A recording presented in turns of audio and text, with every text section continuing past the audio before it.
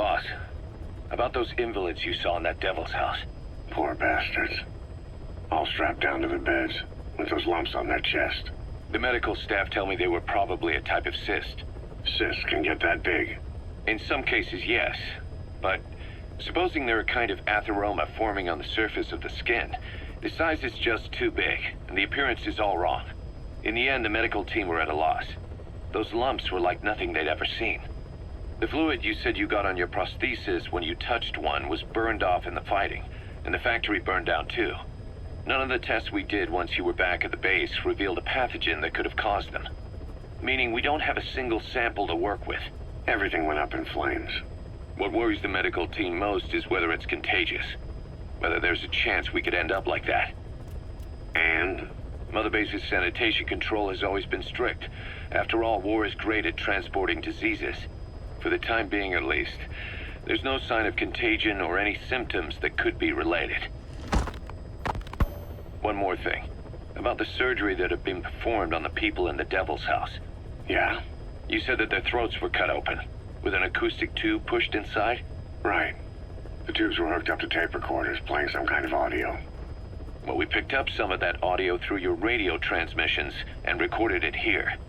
The intel team has been working on analyzing the communications log. What have they found? There's nothing tying the contents together. We've got a report on 3 deaths in a car accident on the autoroute near Marseille. Protests outside the Libyan embassy in London. A press conference with the former Prime Minister of Sweden. A 4-month-old weather forecast for Balikpapan. And then commercials for appliances, cough syrup, and TV dinners. Assuming they're not all staged, they come off as recordings of your average public broadcasts. Public broadcasts? Just radio and TV signals? Yes, and from all over the world. We're looking into whether they're genuine or not, just to be sure. What else? A speech that sounds like it was recorded out on the street, and people chatting about how this year's tomato crop did. And there's nothing they have in common? We're partway through the cryptanalysis.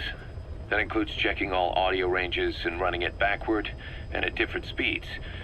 Then there's vocabulary breakdown for political suggestions, ideological common points.